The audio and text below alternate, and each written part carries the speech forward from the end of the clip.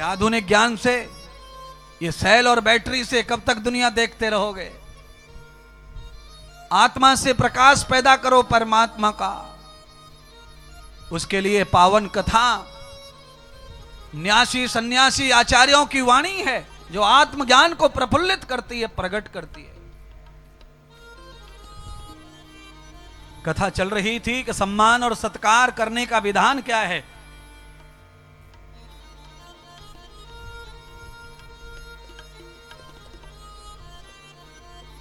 दक्ष प्रजापति को अध्यक्ष बनाया है, तो उनका सम्मान करने के लिए अनेक देवता भी थे, अनेक ऋषि मुनि आए थे, अनेक ब्राह्मण आए थे, पर दक्ष प्रजापति के अनुकूल कोई बराबर का नहीं था। इसलिए महादेव को ही बराबर का समझा देवताओं ने और सम्मान करने के लिए खड़ा किया था। दक्ष प्रजापति का विमान नहीं आया।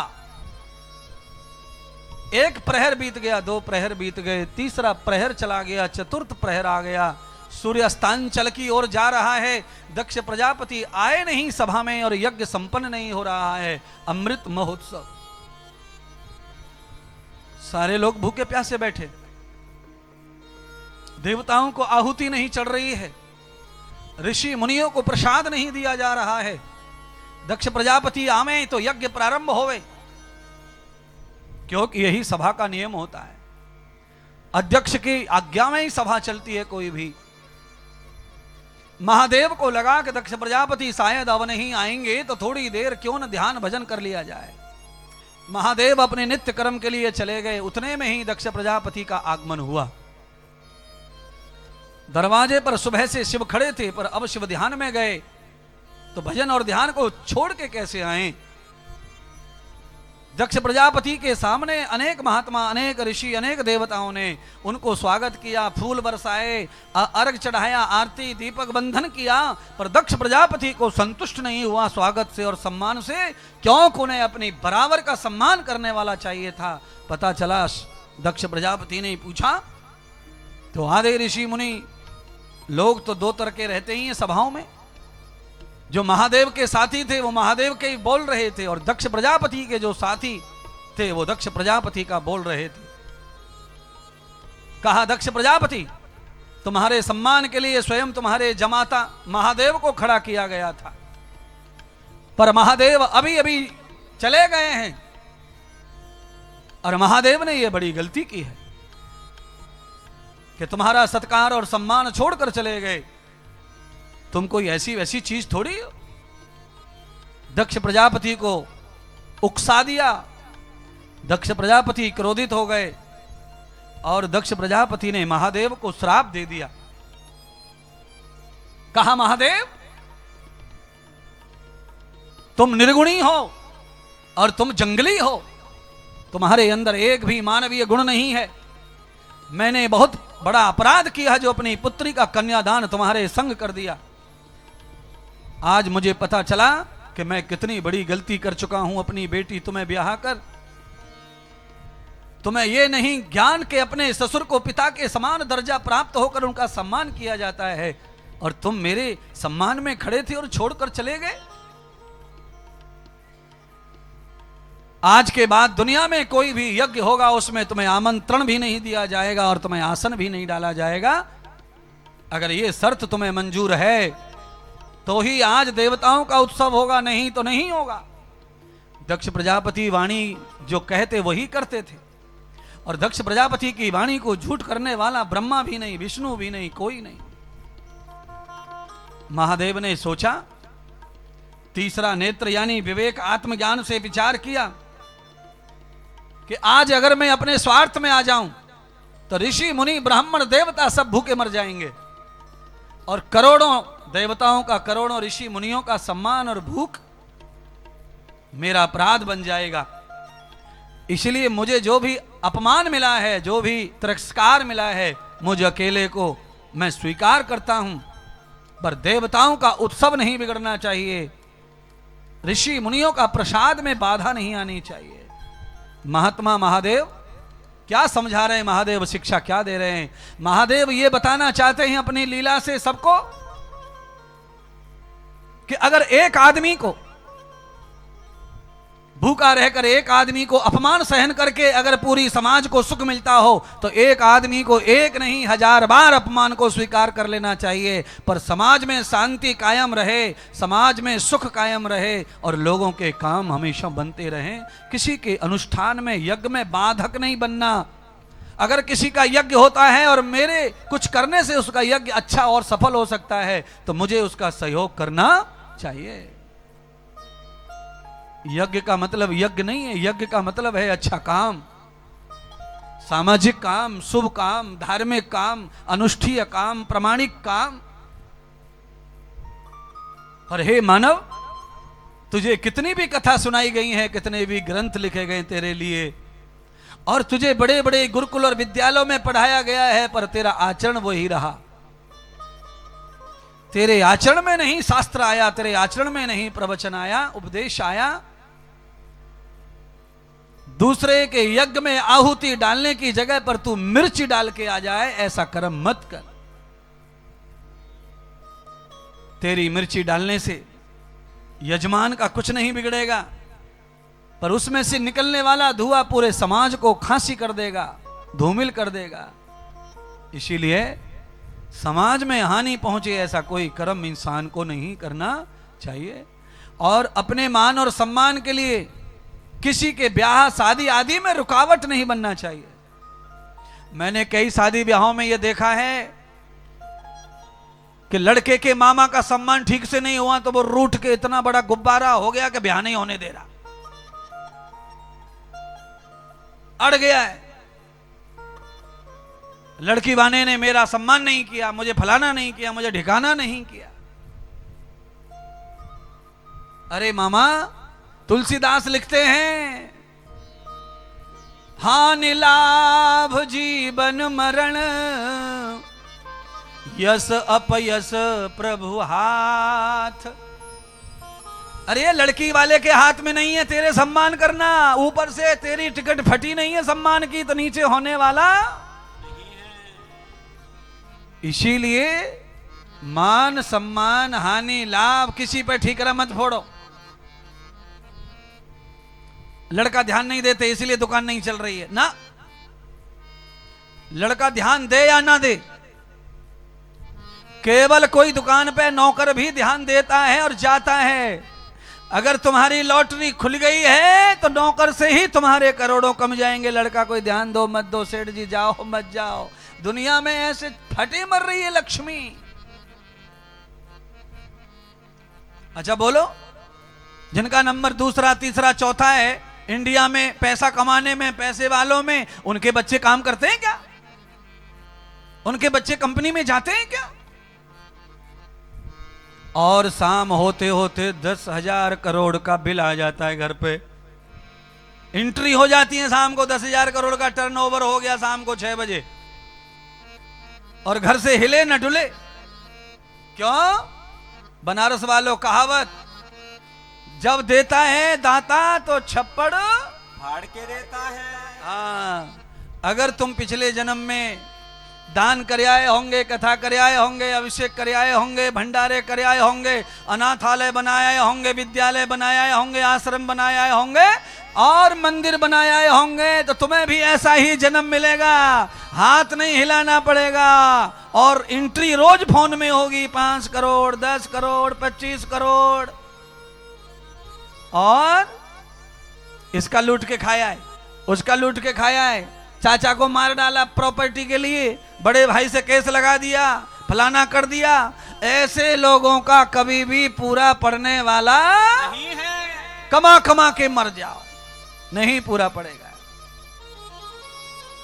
अरे खुले हाथों से जितना प्रभु ने दिया उतना करते रहो, करते रहो, करते रहो।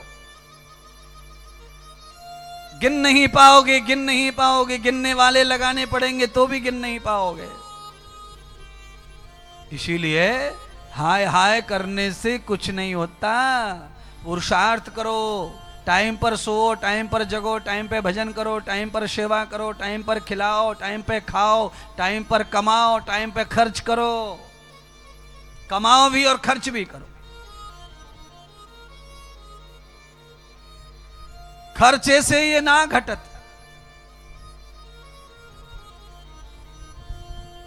धन शुद्ध होगा तो घटेगा नहीं, और धन अशुद्ध हो जाएगा तो धन घटता चला जाएगा, घटता चला जाएगा। जिधर हाथ डालोगे, जो फैक्ट्री चल रही थी वो बंद पड़ जाएगी, शोरूम था वो बंद पड़ जाएगा। धन को पवित्र करो।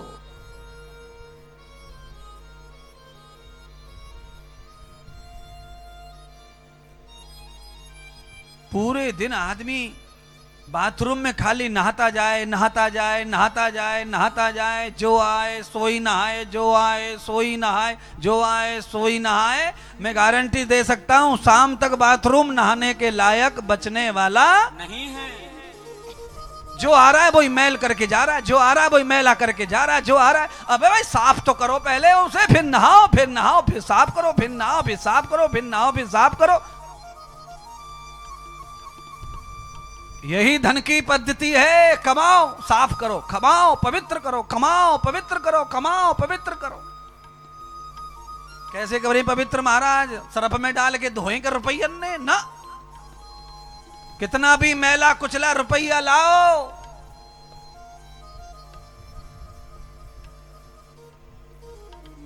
भूखे को खाना खिलाओ, नंगे को कपड़ा खिलाओ, अनपढ़ को पढ़ाओ, कथा सुनवाओ, यज्ञ करवाओ, गाय की सेवा करो, हाथ घुमाओ, गुड़ खिलाओ, चना खिलाओ, दाल खिलाओ।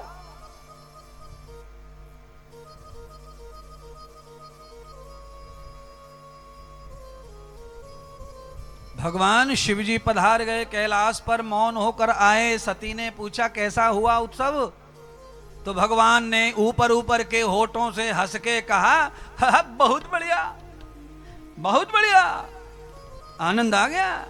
अरे देवताओं का उत्सव था, अमृत उत्सव था, देवता अमर हो गए, उनके उत्सव में बड़ा आनंद आया। अपनी पत्नी को कुछ नहीं बताया क्या क्या हुआ है। पत्नी को खुश करके भगवान कैलाशपति कैलाश पे चले गए।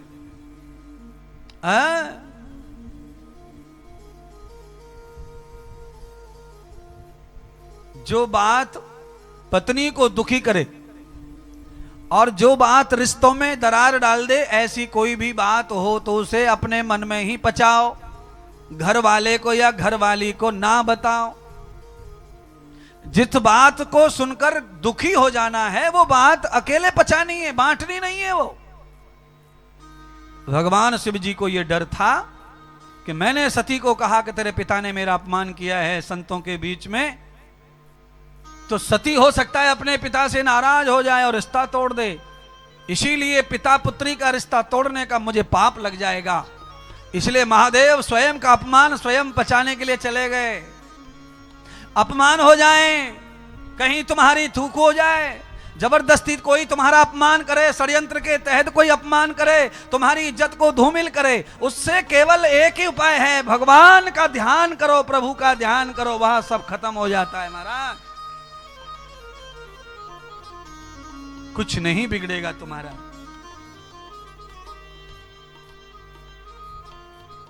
अगर आपका कर्म ऐसा है कि जिससे सम्मान जाएगा तो कोई रोक नहीं सकता, और आपका कर्म ऐसा है कि दुनिया कितना भी कोशिश करे धूमिल करने की, पर धूमिल सम्मान हो नहीं सकता।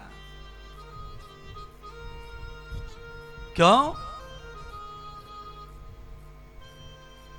राम कृपा जिसके ऊपर होती है उस पे सब देव कृपा करते हैं। जा पर कृपा राम की होई, ता पर कृपा करत सब कोई।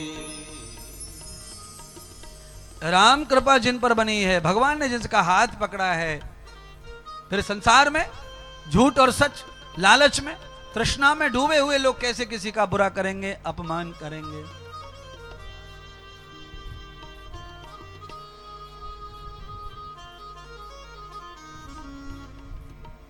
इसीलिए मैं आप सबसे प्रार्थना कर रहा हूं कि आप अपने प्रभु से जुड़े रहना। चाहे आप कोई भी उद्योग करते हैं, कितना भी बिजी शेड्यूल है, पर परमात्मा के साथ अपने आप को जोड़ के शेड्यूल में बने रहो, बने रहो, बने रहो। हाँ, महाभारत की एक कथा याद आ गई है, वो सुनाता हूं। महाभारत की कथा, हस्तिनापुर में राजसु यज्ञ पांडवों ने रच दिया। और उस राजसु यज्ञ को सफल करने के लिए भगवान द्वारिका नाथ को मुख्य देवता मानकर पांडव पूजना चाहते हैं। भगवान हस्तिनापुर पहुंचे तो भगवान ने धर्मराज से कहा, धर्मराज तुम्हारा यज्ञ होगा नहीं। क्यों महाराज? क्योंकि यज्ञ राजसु सफल तब होगा जब सब राजा आकर के तुम्हें सहमति और आहुति करे। पर राजा सब जरासंध ने जेल में बंद कर रखे और जरासंध मरने वाला नहीं है, मेरे हाथों से उसे वरदान ब्रह्मा का प्राप्त है। तो क्या करना चाहिए? तो ब्राह्मण बनकर के चलो। ब्राह्मणों के माध्यम से बड़े बड़े श्राप मुक्त हो जाते हैं और मार्ग निकले आता है जिंदगी जीने का। तो भगवान श्याम सुंदर स्वयं भी ब्राह्मण बन गए और क्षत्रिय भीम और अर्जुन को भी ब्राह्मण बना दिया। आपत्ति काल में ये सारी चीजें संभव और जरूरी हैं, होनी चाहिए। जहां जैसी जरूरत हो, देश को, धर्म को, समाज को, संस्कृति को बचाने के लिए जो आवश्यक हो वो कदम उठाने चाहिए। भगवान ने भीम को ब्राह्मण बना दिया और जरासंध से युद्ध करवाया। भीम को पटक लिया जरासंध ने एक झटके में और नीचे बैठ के छाती पर बैठ गया जरासंध। अब तो थोड़ी ही देर में भीम के प्राण निकलने वाले थे। भीम भगवान की ओर देखे और भगवान हंसे। भीम को बड़ा बुरा लगा। अरे द्वारकाधीश ये जानते हैं कि जरासंध मुझे मार डालेगा, तो भी मुझे लड़ाई लड़वा दी, युद्ध लड़वा दिया, मल्ल करवा दिया, कुश्ती करवा दी, और मैं मर रहा हूं और भगवान हंस रहे हैं। इसका मतलब भगवान किसी जन्म का बदला ले रहे। भीम ने पूछा, महादेव ए कृष्ण क्यों हंस रहे हो? मैं दुखी हूं और तुम हंस रहे हो। दूसरे के कष्ट पे हंसने वाला अच्छा नहीं होता है कृष्ण। तो भगवान और हंसे और हंसकर कहने लगे, भीम मैं तेरी मूर्खता पर हंस रहा हूं। भीम ने कहा, प्रभु मैंने क्या गलती कर दी? तो कहा, गलती ये कर दी कि युद्ध कराने के लिए कौन लाया है तुझे? तो कहा, आप लाए। ब्राह्मण किसने बनाया? तो कहा, आपने बनाया। जरासंध से युद्ध लड़ने के लिए किसने आदेश किया? तो कहा, आपने किया। सब काम जब मैंने ही किया है तो तू युद्ध में और कुश्ती में पूरा ध्यान तेरा कुश्ती में चला गया। तू नीचे रहेगा। अगर तुझे जीतना है तो कर्म तू अखाड़े में कर, संसार में कर, क्षेत्र में कर और ध्यान मेरा कर।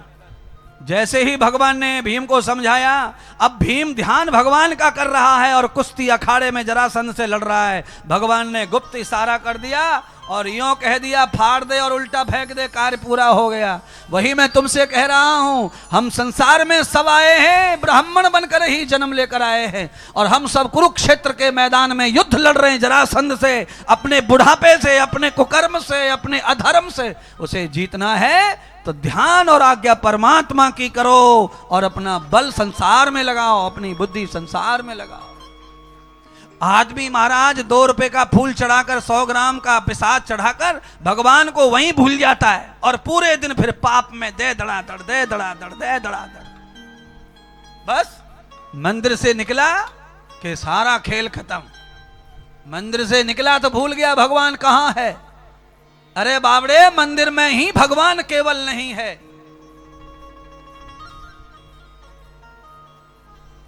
अच्छा बोलिए, आप कभी कभी किसी से दुकान पे मिलते हैं, उसी आदमी से आप कभी कभी बाजार में मिलते हैं, वही आदमी कभी कभी पार्टी में मिलता है, वही आदमी कभी कभी घर पे मिलता है, वही आदमी कभी कभी बारात में मिलता है, वही आदमी कभी कथा में मिलता है। जब ये बिना मात का बेकार आदमी सब जगह मिलता है तो सारी दुनिया को बनाने वाला खाली मंदिर में ही होगा क्या? वो भी सर्वत्र व्यापक है, जहां चाहो वहां। हर शंकर कहां है? तो कहां जहां कंकड़ वहां शंकर।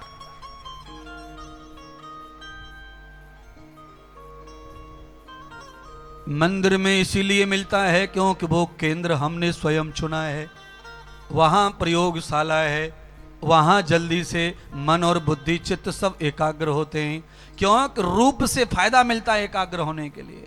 रूप से आकर्षण शक्ति ज्यादा होती है, रूप में आकर्षण ज्यादा होता है, रूप में परिवर्तन प्रवृत्ति ज्यादा होती है। बिना रूप के किसी की कल्पना करने में बड़ा टाइम लगता है, और वही कल्पना रूप सामने हो तो आदमी तत्काल फ्री हो जाता है, देखकर भगवान का साक्षात्कार। पढ़ने के लिए तो प्रोफेसर घर में भी तो रहते हैं, यहां पर भी 2-4 टीचर बैठे होंगे, पर अपने बच्चों को पढ़ाने में माथा फटता है इनका। स्कूल में 100 बच्चों को पढ़ा देते हैं, पर घर में 2 को ना पढ़ा पा रहे, इसीलिए स्कूल जाना पड़ता है। जैसे स्कूल में जाने से विद्यार्थी को पूरा लाभ प्राप्त होता है, ऐसे ही मंदिर में जाने से भक्त को भी पूरा लाभ प्राप्त होता है। स्कूल की तरह मंदिर भी एक केंद्र है भक्ति का, सीखने का, समझने का। पर समस्या यह है कि कई लोगों को तो मंदिर में भी भगवान नहीं दिखाई दे रहा है? कौन है वो? गंगा के किनारे पे जो अच्छे लोग हैं वो जयकारा लगा रहे हैं, कावड़ ले जा रहे हैं, हर हर गंगे, हर हर गंगे, हर हर गंगे, हर हर गंगे। और वहीं पे कुछ लोग ऐसे घूम रहे हैं, तुम करो हर हर गंगे और हम करेंगे तुमको नंगे। कोई चप्पल उठा के भाग गया, कोई थैला उठा के भाग गया, कोई मोबाइल लेके भाग गया। उसी गंगा पे दोनों काम हो रहे हैं। भगत जो सज्जन हैं, जो आस्तिक हैं, वो जय जयकार कर रहे हैं, और जो चोर उचक्के कुछ घूम रहे हैं वो वही कर रहे हैं जो उन्हें करना है। उन्हें तो वहां गंगा दिख नहीं रही, न वहां भोलेनाथ दिख रहे, उन्हें खाली वो दिख रहा है कि चोरी करनी है, चप्पल ताजा है, परसों ही खरीदी है, अभी तो चिट्टी ना उखरी।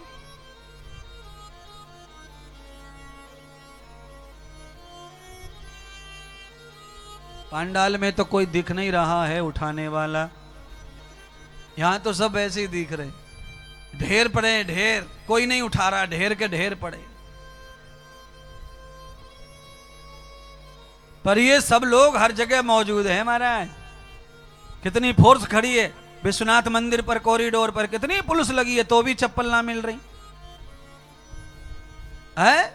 जितने पकड़ने वाले होशियार हैं, ट्रेनिंग लेके आए, उतने ही चुराने वाले भी ट्रेनिंग लेके ही आए हैं महाराज। चोर को पकड़ना बहुत ज्यादा कठिन नहीं है, पर चोरी करना खूब कठिन है।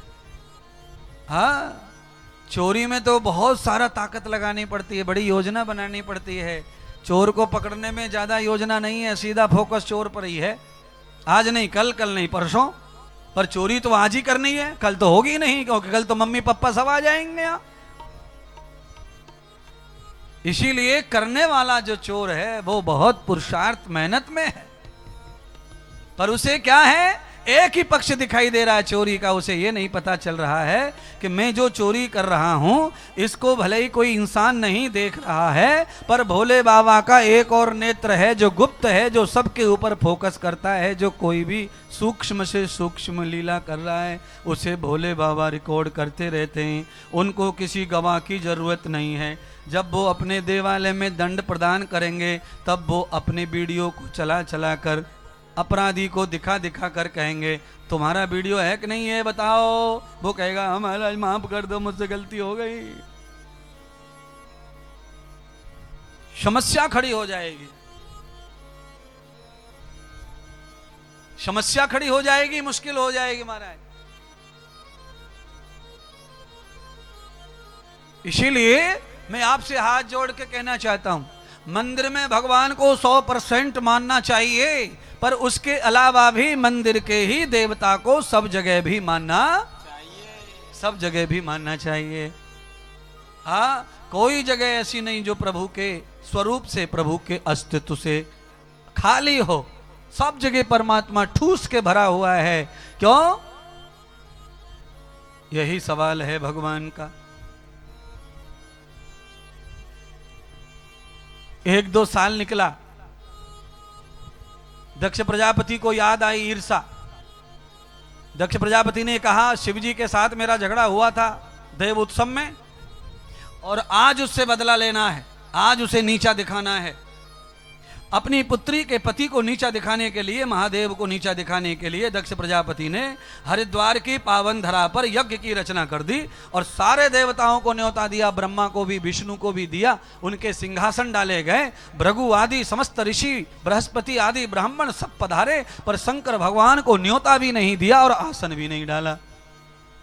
आज सबके बीच में नीचा दिखाऊंगा। दक्ष प्रजापति यज्ञ कर रहे हैं, पर यज्ञ करने में दक्ष प्रजापति का भाव अच्छा नहीं है। इसीलिए यज्ञ कर्म जो होता है वो दुश्मन का भी कल्याण करने वाला होता है। इसीलिए कोई पूजा, कोई हवन, दुनिया का कोई भी यज्ञ किसी का अपमान करने और किसी का बुरा करने के निमित्त नहीं करना चाहिए। हाँ, अच्छा, कई लोग तो इतने कम बुद्धि के हो गए हैं कि वो किसी की दुकान को बंद करने के लिए इतने जले बैठे हैं कि उसके यहां न जाने कौन कौन सा मंत्र मारते रहे, मैं कौन कौन सा नींबू, संतरा, मौसम्मी सब फेंकते रहे मैं उसकी दुकान पे। बोलो, और दुकानदार परेशान है, वो भी भोला भाला है, भगत है, तो डर जाता है। आज काली सी गुड़िया मिली दुकान पे तो दुकानदार परेशान हो गया, बुखार चढ़ गया, गुड़िया, काली गुड़िया है। डरो मत, तुम्हारी बड़ी बहू के लाली भैया 8 महीना की हो गई, उसको गुड़िया चाहिए खेलने के लिए, सीधी गुड़िया दे दो, छोरी है जा करके, वो गुड़िया से लाली खेलेगी, सवरे जंतर मंत्र ने चबा के खत्म कर देगी, लार डालेगी, थूक डालेगी, निकल गो सवरो टोटका। पर तुम है बावड़े एकदम घबरा जाते हैं उस काली गुड़िया से। 2-3 नींबू और नीचे ऊपर हरी मिर्च घुसेड़ के धागे में डालकर कोई फेंक गया, आए घबरा गए, परेशान हो गए। हाय राम, हाय राम, हाय राम, मिर्ची, नींबू, अरे बावड़े राई पीस ले और थोड़ा सा नमक डाल के पानी में काट के डाल दे, नींबू और मिर्ची को अचार बहुत जोरदार बने, खा जा। पर वो नींबू और मिर्ची के मारे पगला हुआ बैठा, हाय राम, क्या होगा अब तो, कहां हो जाएगा, अब तो बम फटेगा नींबू में से निकल के। मैं ये कहना चाहता हूं, नींबू मिर्ची जो करेगा सब करेगा, पर मैं आपको सावधान करने आया हूं कि जिस पे महाकाल की कृपा है उसका नींबू संतरा कुछ बिगाड़ने वाले नहीं है। नहीं है। महाराज दक्ष प्रजापति ने महादेव का नुकसान करने के लिए यज्ञ किया है। कल्पना करो, सोच भी सोच, इतनी छोटी सोच, इतने महान आदमी के विचार इतने छोटे हो गए कि महादेव के बगैर दुनिया का कोई यज्ञ संपन्न ही नहीं हो सकता, रुद्र के बगैर। अरे यज्ञ में पड़ने वाले मालों को तो देवता खा जाएंगे, पर उसकी राख कौन लेगा? और जब तक यज्ञ की राख नहीं चढ़ती महादेव को, तब तक यज्ञ का फल यजमान को मिलता नहीं है। उसे रुद्र भस्मी कहते हैं।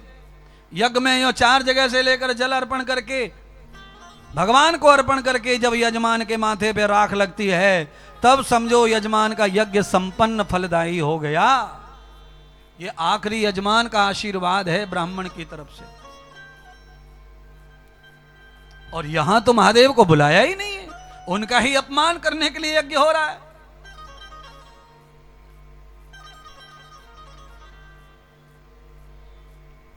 सारी देवी देवताओं को मालूम था ये बात कि महादेव को न्योता नहीं गया है, और सती को मालूम भी नहीं है। तो औरतों में कुछ अच्छाइयां ज्यादा होती हैं तो कुछ बुराइयां भी साथ रहती हैं उनके। कौन सी बुराई? देवताओं की पत्नियां जिनको जाना था काशी होकर के, पर काशी नहीं आई, वो कैलाश पे गई, कैलाश पे हवाई जहाज लेके दूर, और वहां से लौट के घूम के आएंगी डीजल पेट्रोल। क्यों? क्योंकि दक्ष प्रजापति की तरफ से आया हवाई जहाज, तो कहीं होके ले जाओ, खूब घूमो। कैलाश पे पहले पहुंची, सती के ऊपर घुमाया हवाई जहाज। सती माता देख रही हैं हेलीकॉप्टर में उड़न खटोला उड़ रहा है, इंद्र की पत्नी के केस उड़ रहे हैं। सती ने देखा, ओहो सची कहां जा रही हो? सती माता के सोए हुए अंदर जगाने पहुंची हैं देवियां। इसको कहते हैं जबरदस्ती किसी के घर में आग लगाना।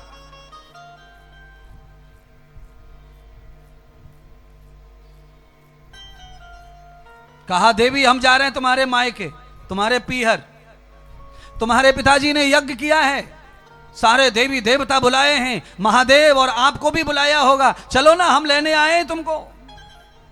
सती ने कहा अरे पगली, मेरे पिताजी का यहाँ यज्ञ होता तो मैं सबसे पहले वहां जाती, मुझे बुलाते पिताश्री, तुम्हारा नंबर बाद में आता। जाओ जाओ जाओ, मेरे पिता के यहाँ कोई यज्ञ व्यज्ञ नहीं है, तुम्हें वैसे ही झूठी खबर प्राप्त हुई है। सती का शपथ लेकर कहा देवियों ने। सती ने कहा ठीक है जाओ, यज्ञ हो रहा है तो हम भी आ जाएंगे। सती माता को खलबली मच गई। अब तो सती सीधी कैलाश पर पहुंची। महादेव ध्यान में बैठे। सती ने अक्क करीना धक महादेव का सिंहासन उठा लिया। उठो उठो उठो उठो, जल्दी उठो। पत्नी को अधिकार होता है ऐसा कि पति को सोते या ध्यान या भजन में संकेत कर सकती है, वो छू सकती है, थोड़ा झक जोड़ सकती है। हाँ, झक जोड़ने का मतलब होता है सावधान कर सकती है। आप क्या कर रहे हो गुड्डू के पापा? कैंसर हो जाएगा, गुटखा छोड़ दो। इसको कहते हैं सावधान करना। और मुझे लगता है जो करवा चौथ करती होंगी वो शायद पति को समझाती भी होंगी। ये लल्लू के पापा क्या कर रहे हो तुम? ऐसे गुटखा खा खा करके दांत काले कर लिए, मुंह टेढ़ा सा हो गया है, मिर्ची खाते नहीं हो, मैंने अचार डाले हुए, तुम खाओगे ना क्योंकि मिर्ची लगे तुम्हारे मुंह में। या के मारे कह रही हूं, हाथ जोड़ रही हूं, आखिरी बार मान जाओ, तम्बाकू छोड़ दो, गुटखा छोड़ दो, शराब छोड़ दो, ये अंडा फंडा छोड़ दो, ये हड्डी फड्डी छोड़ दो। ये पत्नी को अधिकार होता है, धर्म पत्नी को अधिकार होता है ऐसा समझाने का, कहने का। पति का पूरा अधिकार होता है पत्नी पर। अगर पत्नी कोई इस तरह का कोई बेढंगा कर्म कर रही है तो पति भी उसको इस तरह संबोधन कर सकता है। इसीलिए एक दूसरे के जीवन के सपोर्ट के लिए ये दो खंबे तैयार किए परमात्मा और ऋषियों ने।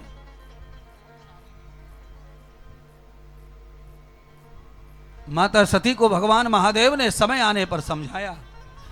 आज बात बताई वो देवताओं के उत्सव की। आज समय आ गया। सती जिद करने लगी तो महादेव ने कहा देवी तुम अकेली चली जाना, मैं नहीं जाऊंगा। सती ने कारण पूछा। जब कारण पूछा तो महादेव ने कहा कि तेरे पिता ने जो आज यज्ञ किया है वो तेरे पति महादेव के अपमान के लिए किया है। सती कहने लगी ऐसा कदापि हो नहीं सकता, आप झूठ बोल रहे महादेव। मेरे पिता श्री ने तो आपके साथ कन्यादान मेरा किया है, तो मेरे पिता आपका कैसे अपमान करेंगे? मेरे पिता ने तो आपके चरण धोए हैं, मेरे पिता अपमान कैसे करेंगे? देखिए, एक नहीं 1000 बार कोई चरण धो के पीता हो, पर जब आदमी का निजी स्वार्थ आ जाता है तो वो चरण फण धोने को भूल जाता है और वो कर सकता है जो आदमी सोच नहीं सकता। आदमी न गुरु को छोड़ता, न महात्मा को छोड़ता, न भगवान को छोड़ता है। जिन पतियों के साथ में पत्नियां देश और विदेश गई घूमने के लिए, आज वही पत्नी चक्की पिसवा रही है।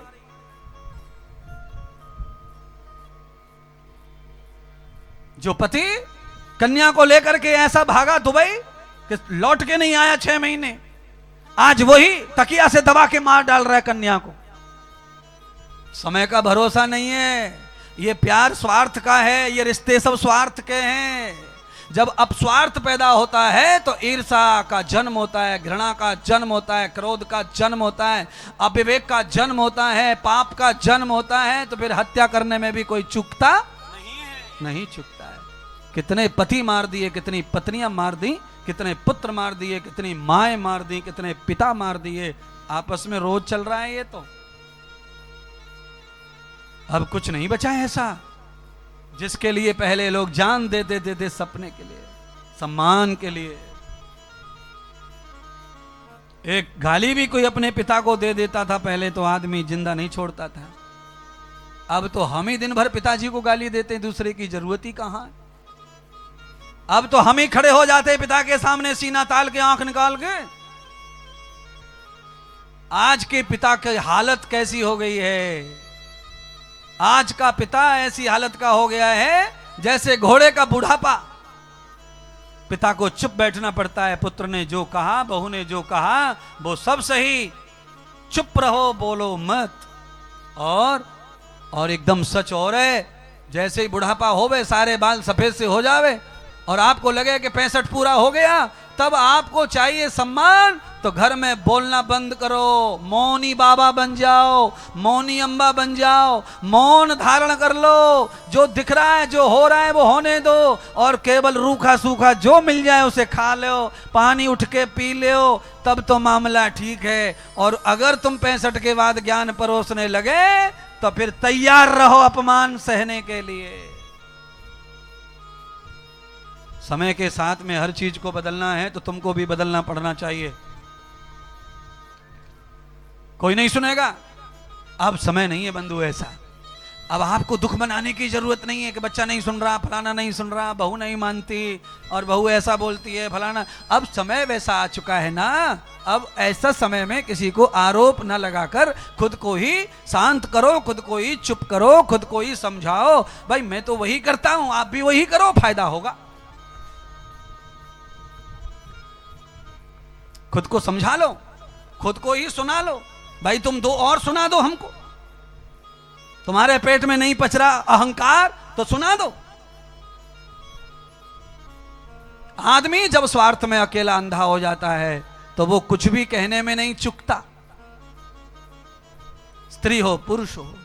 इसीलिए मैं कहूंगा कि कोई भी आदमी इतना स्वार्थ में अंधा ना हो कि वो मान मर्यादा सब भूल जाए, क्योंकि सामना फिर उन्हीं से करना है, उसी दुनिया में रहना है, उन्हीं लोगों के साथ रहना है। तो हम ऐसा व्यवहार करें कि कल हमको खुद को अंदर ही अंदर मुंह न छुपाना पड़े, टेढ़ा न करना पड़े, नीचे को नजर ना करनी पड़े। हंसते हुए बात करें, हंसते हुए मिले, ऐसा व्यवहार हमारे जीवन में निरंतर बना रहे।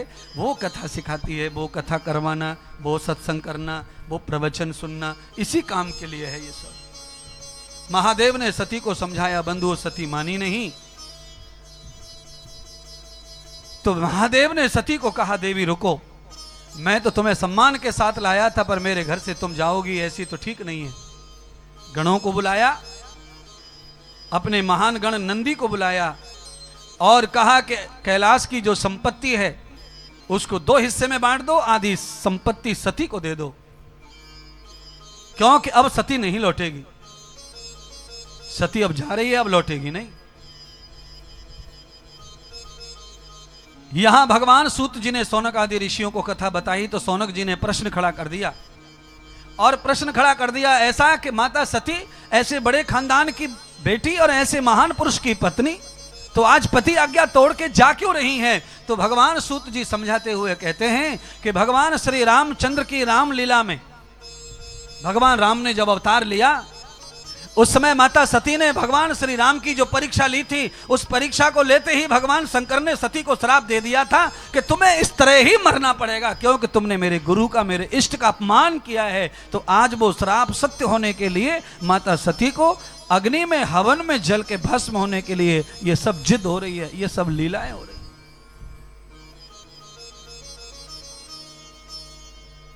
सती नंदी के साथ में गणों के साथ चली गई। हरिद्वार की पावन धरती पर सती पहुंची। वहां जाकर सती अपनी मां से मिली तो मां ने तो गले लगाकर बेटी को खूब रोई और बेटी को कहा, पुत्री तेरा पिता अहंकारी हो गया है। जब से तेरा विवाह हुआ है ऐसा लगता है घर से लक्ष्मी चली गई है, ऐश्वर्य चला गया है, और तेरे पिता इतने अहंकारी हो गए हैं कि मेरी तो तनक ना सुनते। मैंने तो लाख बार कहा था कि महादेव को बुलाओ बुलाओ बुलाओ, पर वो अपनी जिद पे अड़े हैं, इसमें मेरा कोई दोष नहीं है। पुत्री देखिए, सती की माता ने अपने आप को सेफ कर लिया। जो कुछ ठीकरा फूटे तो उसी पे फूटे जिसने कुछ किया है। हम अपना रिश्ता क्यों बिगाड़ें? माता सती की मां ने कहा, पुत्री जाओ मिल लो अपने पिता से। जैसे ही माता सती पहुंची, यज्ञशाला में यज्ञ कर रहे थे दक्ष प्रजापति, बृहस्पति ब्राह्मण मंत्र उच्चारण कर रहे थे, भृगु आदि ऋषि आज्ञा कर रहे थे। कोई दर्यु बनकर बैठा था, कोई उद्गाता बन के बैठा था, कोई ब्रह्मा बनकर बैठा, कोई पुरोहित बनकर के बैठे, मंत्र उच्चारण ब्रह्मदेव कर रहे थे। यज्ञ संपन्न होने की समस्त प्रक्रिया चल रही थी। सती को जैसे ही देखा दक्ष प्रजापति यज्ञ आसन पर क्रोधित हो गए। बंधुओं, मैं आपको पूजा पाठ यज्ञ हवन करने की विधि बता रहा हूं इस कथा के माध्यम से।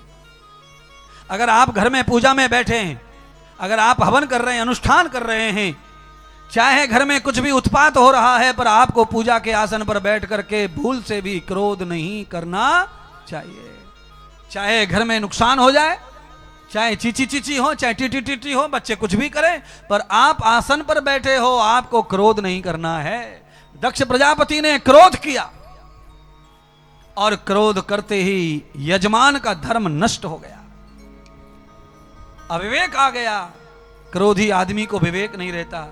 उसने अपनी पुत्री को कुलटा शब्द से उच्चारण किया, तू कुलटा है और तू उस निर्गुणी की पत्नी है जिसका मुझे स्वरूप भी प्रिय नहीं है।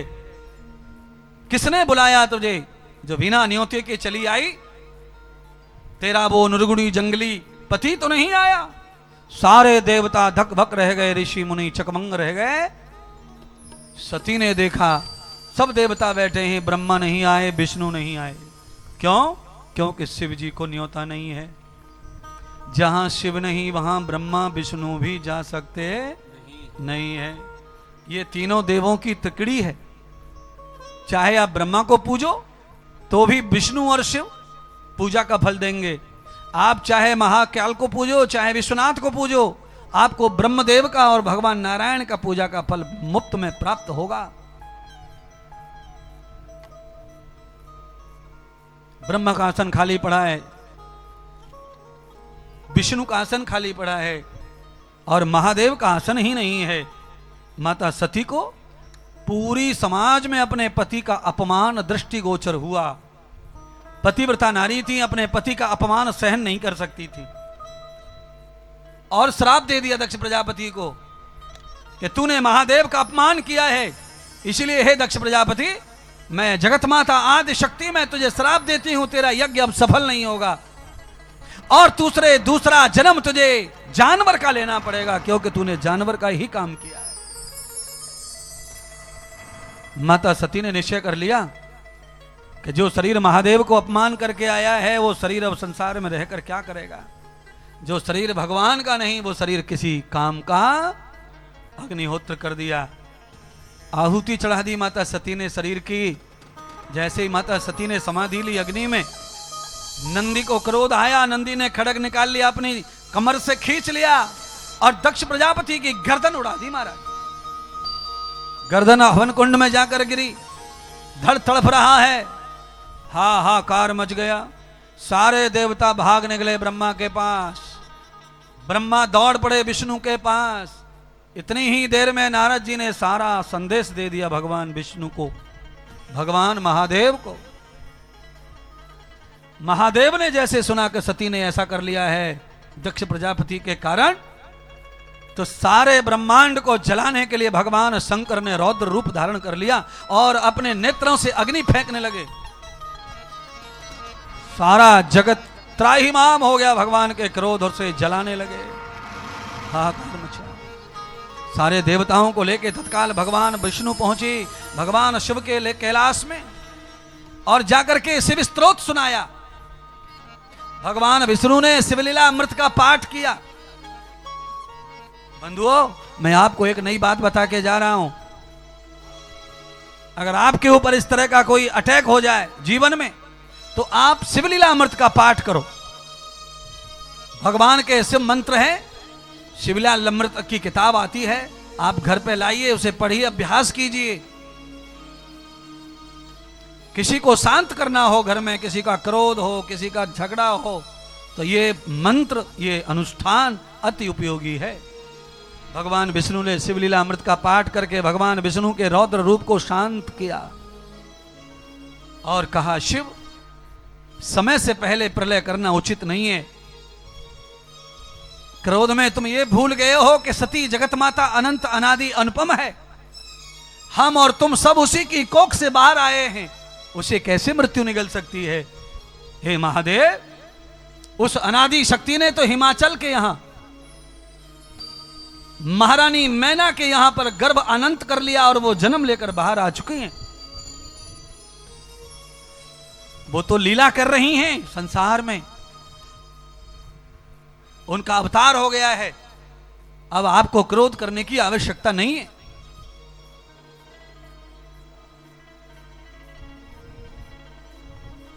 माता सती हिमाचल राजा के यहां, मैना के यहां पर पार्वती के रूप में उन्होंने अवतार लिया। जब ये बात भगवान शिवजी को पता चली तो भगवान शिवजी परम शांत होकर शिव रूप में आ गए। और महादेव जब शिव रूप में आए तो सब कुछ ठीक ठाक हो गया। तब भगवान विष्णु ने प्रार्थना की कि हे महादेव, अब ऐसा कृपा करो कि देवताओं का भला हो। बिना यज्ञ के देवता तेजस्वी नहीं रहेंगे, ओजस्वी नहीं रहेंगे, उनका बलहीन हो जाएगा, तेजहीन हो जाएगा। सारे समाज को कथा के माध्यम से, टेलीविजन के माध्यम से मैं पूरे सनातन सृष्टि को बताना चाहता हूं, यज्ञ हमारी सबसे पुरानी पूजा है। यज्ञो वै विष्णु, यज्ञो वै स्वर्ग, यज्ञो वै महादेव, यज्ञो वै शिव, ये यज्ञ रूप ही है सब।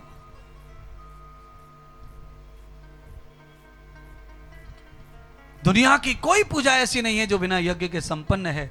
यज्ञ माने बिना दिया बाती के, बिना धूप दीप। ये धूप दीप यज्ञ का ही छोटा रूप है।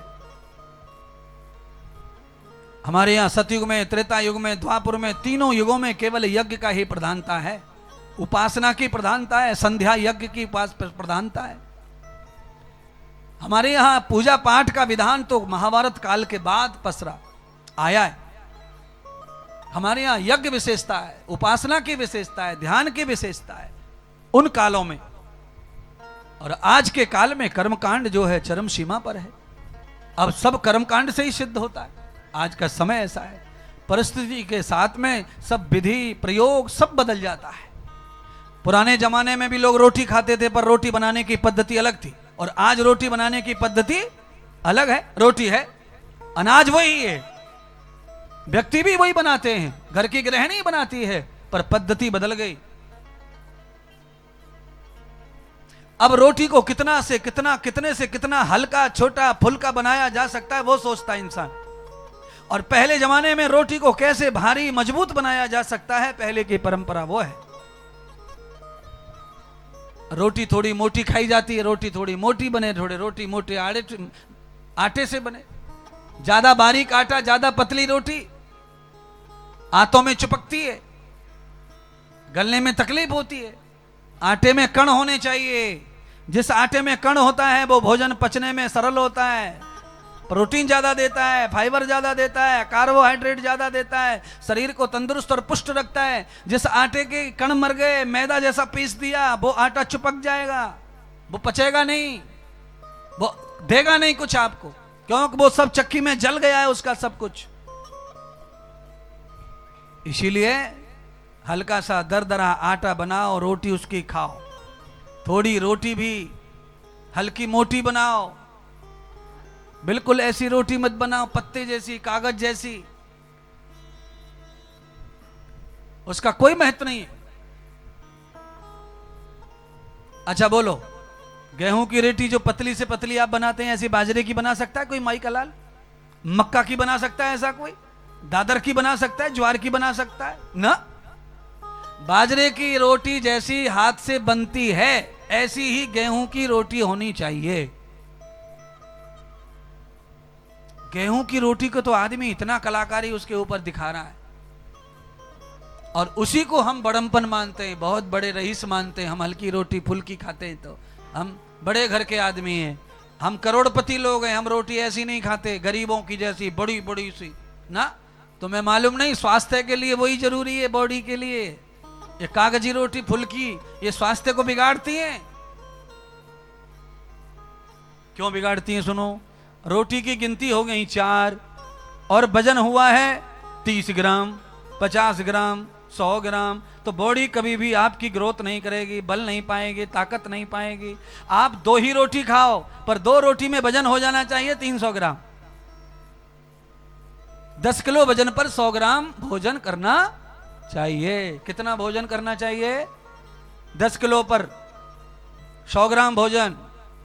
आपका वजन 60 किलो है तो 600 ग्राम हो गया, 70 किलो है तो 700 ग्राम हो गया, 80 किलो है तो 800 ग्राम हो गया, 100 किलो है तो 1 किलो हो गया। ऐसे भोजन खाओ। अरे महाराज, हम तो ऐसे ही खा रहे हैं, हमारा वजन है 80 किलो और हम 1.5 किलो तने 3 किलो ठूस जामे दिन भर में। यहां वहां जहां तहां खाते ही रहे में महाराज, कोई कम नहीं है। तुम कहां ज्ञान बता रहे हो खाने का?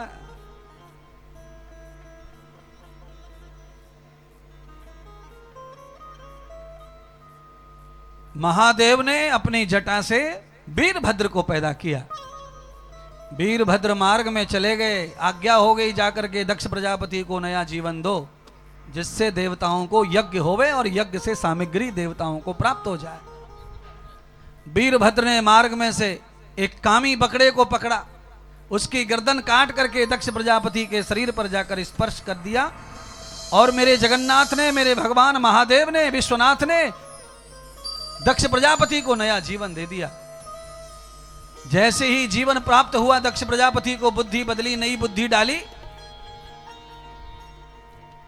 ओम नमः शिवाय, ओम नमः शिवाय, ओम नमः शिवाय, ओम नमः शिवाय जाप चालू कर दिया उसने। क्यों? जो भय होता है, भय, वो आदमी को मंत्र जपवाता है। भैया 6 महीने से तेरे पीछे शनि पड़ा है, कोई भरोसा नहीं, तेरी गाड़ी का कब अटक जाएगी, कहां टूट जाएगी, कहां फूट जाएगा, मर जाएगा, गिर जाएगा, सब बस हो गया डर।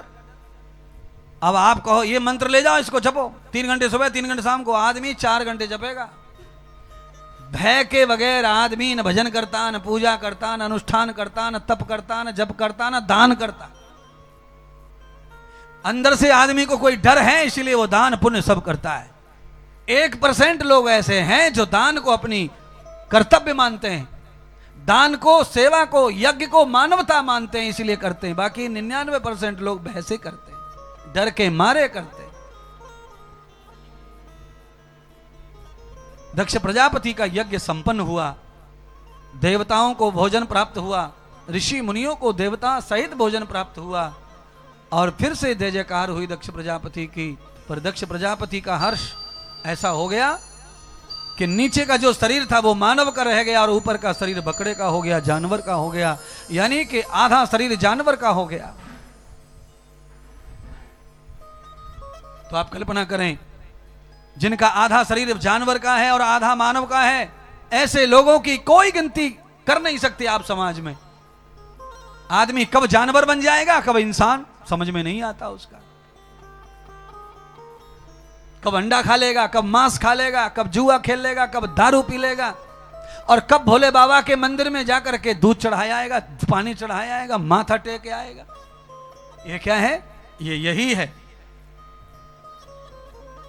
कब इंसान, कब जानवर, कोई नहीं कह सकता आदमी को कब उसका चरित्र कौन सी लीला करेगा, क्योंकि इस बुद्धि का भरोसा नहीं कर सकते, कब कौन सा रिएक्शन करे ये बुद्धि। प्यारे बंधुओं, भगवान शंकर के ज्योतिर्लिंग की कथा को विस्तार करने के लिए मैंने कथा ये सुनाई आपको। भगवान के ज्योतिर्लिंग का प्राकट्य कैसे हुआ, एक ब्रह्मा जी की, विष्णु जी की जो कथा थी वो सुनाई थी। उसके बाद और भी ऐसी एक अनेक कथाएं हैं जिनके माध्यम से हमें यह समझ में आता है कि भगवान शिव का लिंग स्वरूप में पूजन क्यों हुआ। तो एक कारण तो पहले आपको पता चला, बाद में कुछ लोग आए, उन्होंने सती की इस कथा को सुना। इस कथा के बाद मैं अब अगर विस्तार करूंगा भगवान शिव के ज्योतिर्लिंग का, कैसे ज्योतिर्लिंग का प्राकट्य हुआ, उसकी पूजा प्रारंभ कैसे हुई, तो उसके लिए हमें कल और समय देना पड़ेगा। कल मैं कथा आपको वो सुनाऊंगा।